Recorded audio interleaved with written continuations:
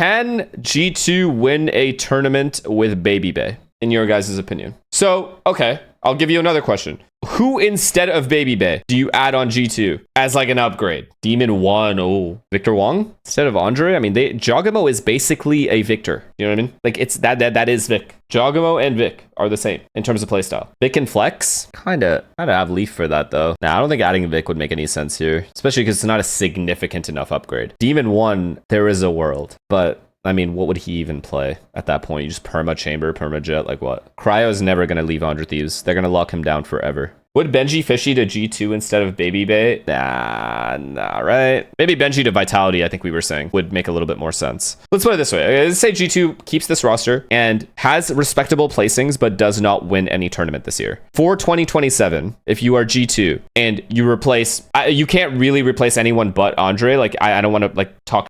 I'm just saying like it how it is. Like if you were going to replace anyone, it would probably be Andre on this team. Who do you add? I genuinely don't know who would be the best player. Oh, Trent maybe. But who is a significant upgrade to Trent in that role? No one. Exactly. So there's not even a point in talking about Trent at that point. Crashies? Awesome, Trent. I mean, Rien's for Andre?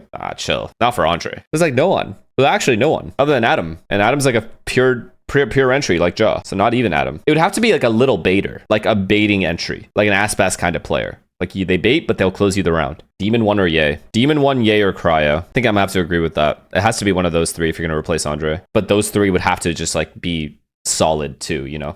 Like they can't be like mid players. Sam? Possible. Tyson also possible. However, I don't see people like Sam and Tyson giving up the freedom of streaming and having whatever schedule they want to going back and competing on a team they don't have full control over. I truly don't. I think if they do come back, also if Sam comes back, I think he would only rejoin NRG, a team he knows is capable of winning, guaranteed. Unless G2 offered him a bag. Tyson maybe though. Kane, Ion, or Floor? Oh yeah, they could take a chance on one of those too. That would be unreal if they did that. I think Tens, Sam, like people, even Saucy, just people that have retired and that have any kind of chance of coming back, I think they'll always just go back to what they know is to be comfortable. So like Tens will go Sentinels, Sam would go back to NRG, Saucy would go back to Sen or MIBR or something. Like I don't think they would do anything crazy. That or they would just play with each other and make a team on their own. That's on G2, yeah, it just depends, guys. Like people that have had primes in the past that didn't like replicate their performances going forward, the issue with like getting those players back is I don't know. It's like you have to also just take the players'